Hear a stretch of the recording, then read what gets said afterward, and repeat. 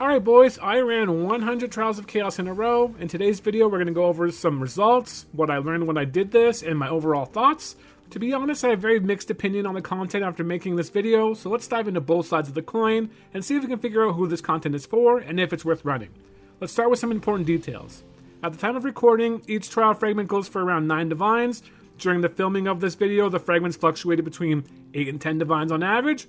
My fastest run was 10 minutes and 45 seconds. My average run takes between 12 to 13 minutes. If you're doing this fast, you can do 5 runs in an hour. Most average gamers can easily do 4 runs in an hour, no problem. Even if your build is mid, I think that 4 runs in an hour is super easy to accomplish. Now, if the fragments are trading at 9 divines each, you're looking at 36 divines an hour for 4 runs, and 45 divines an hour for 5 runs if you're fast. Now, for the Giga Blasters out there, those numbers are going to look pathetic. And trust me, I get it, but for some casual players, I think they might actually consider those numbers decent.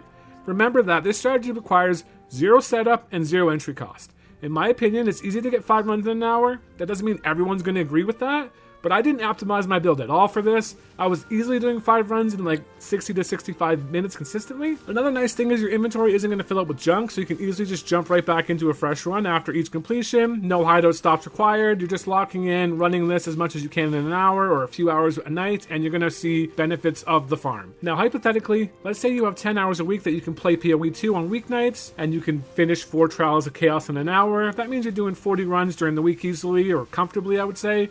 Depending on the price of the fragments, that could easily net you like 300 to 350 divines over 5 days.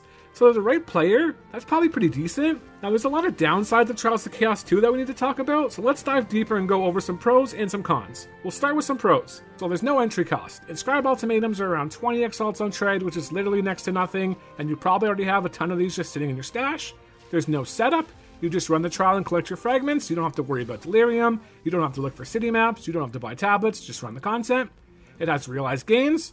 Again, you just sell your fragments at hands. You don't have to worry about trade. Even if you're slow selling them, you can just run another trial while they're selling. It's brain dead easy. There are some basics I'll explain later, but the content is very easy, guys. It's consistent returns, 8 to 10 divs a run. That's consistent. You're going to get that every 12 to 15 minutes, 11 if you're really fast. The Trial Master does have a Giga drop the Adorned Diamond. Now, you need all 3 fragments to fight him. The drop is around 1 in 50, I hear, but if you want like a juiced item to chase for, there's also that. Some soul cores are worth around 1 to 3 divines, like the soul core of Askappa that gives you 15 spirit. I think that trades for around 2.5 divines right now, so there is that. It's just a nice bonus. You can get some good items in the window between floors, but it is quite rare.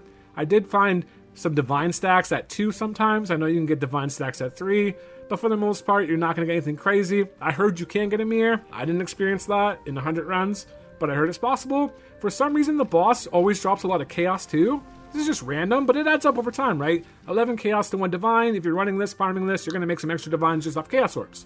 Okay, let's move on to cons. The biggest one, guys, it's just really boring. A few runs a night, no problem, but making this your main farm, I would say, isn't ideal unless you're really desperate for the divines. Again, it's easy content. If it works for you, that's great. The bad modifiers can turn your runs into really annoying ones if you get bad combinations. Overall, the mods aren't too bad, but certain modifiers can stack in a negative way just to make your runs more annoying and take longer. There's no real way to influence your loot, so that kind of sucks. Even if you have high rarity, there's just not a lot of rares in this content, so you're not going to get many extra drops. It's very unlikely to get a random drop that holds a lot of value, so that's not the greatest thing either. The experience in gold per hour is terrible. I gained maybe 3% experience over this entire video. I'm level 98, but still, that just shows you how bad it can be. Outside of a few, most of the soul cores aren't worth much at all, so that kind of sucks. And it will never compare to the best mapping strategies in the game. It's just a consistent farm, but at the end of the day, juicing maps is always going to be way better div per hour than this, okay? So I want you guys to know that. So who is this content for? Honestly, if you're really struggling to make currency in maps, if you die a lot, or you just don't want to invest in tablets, then I think Trials of Chaos is a great farm for you. Or if you're around like 50 divines short of your next upgrade, it might be a good time to run Trial of Chaos for an hour, lock in your next upgrade, and move on. I think that's viable as well. If you're a Giga Blaster or a Crafter, I don't see a ton of value here. Unless you're like sick of maps and want some guaranteed currency at the end of your play sessions, maybe fighting the Trial Master of hopes of dropping an Adorned Diamond would be a better alternative. The long and short of it is, for gold, it's ass. For experience, it's ass. If you're actually just getting stoned and watching the burnt peanut, then it might be S tier. Shh, my child, it's all okay now. It's all okay. Shh, no, I've got something better. Got something better. What? No! You just turn your brain off and just farm this in the background, no problem. I think that's pretty good for a lot of players. I watched a couple movies while I was doing this myself. If you're the type of player that's looking to just chill, run some content while you're doing something else, then I think Trials of Chaos is actually really good. The dip per hour will never come close to the best strategies in the game, like I said before, but consistent games over time will make TOC a decent choice for some players. Let's say your mapping strategy is making you 100 divines an hour, but you're spending 40 divs on tablets to make those 100 divines, then you're really only profiting 60 divines an hour. That's still way better than Trials of Chaos, obviously, but it's just something to keep in mind. Now let's talk about the modifiers. If you do want to run this, I will throw a modifier tier list on the screen so you can see where I'm at with where the modifiers land. Feel free to pause the video or screenshot it for later. Also, depending on your build, some of these modifiers will be in different tiers. For example, if you're running Chaos Inoculation, then 25% extra Chaos damage is a free modifier you should always take. But if you have 0 Chaos resistance, you might want to avoid extra Chaos damage entirely. So I will highlight a few modifiers while I have this on the screen. Stormcaller 1 through 3 is really free. It has a little red circle it puts on the ground. You can easily see before it's about to strike, you just move it out of the circle. Resistant monsters is really good. 40% resistance to all monsters. If you have Rakiata's Flow, this actually makes your build way stronger because, as you know, Rakiata's Flow will invert resistances, so you're actually doing 40% more damage. Lethal Rares always take this. It's just a small chance for extra divines. Things like monsters gain 20% extra skill speed, super free. Moving on to the annoying but doable. Drought sucks. If you use your flasks or your charms, it's just not a great modifier. Reduce resistances. It's just going to make your resistances not as good. If you're stacking it with something that's more dangerous, like 300% increased crit chance, and it can kill you. Again, I only died on one run this entire time, and I was just not watching the screen. But just so you guys are aware, the never take column is a hard never take. Volatile Fiends is so terrible. I did it one time. I had no choice. It killed me. That was my one death. Pyramid Beams, Petrified Statues, please just never take any of these. They are run enders, okay? So if you're new to Trials of Chaos, just take a screenshot of the modifier tier list. It's going to help you a ton and just be a useful asset to you while you're doing your farm. Let's move on to some tips. I do have some tips after running 100 runs. Tip number 1, Headhunter is borderline useless because this mode has like no rares. However, Mage Blood is really good.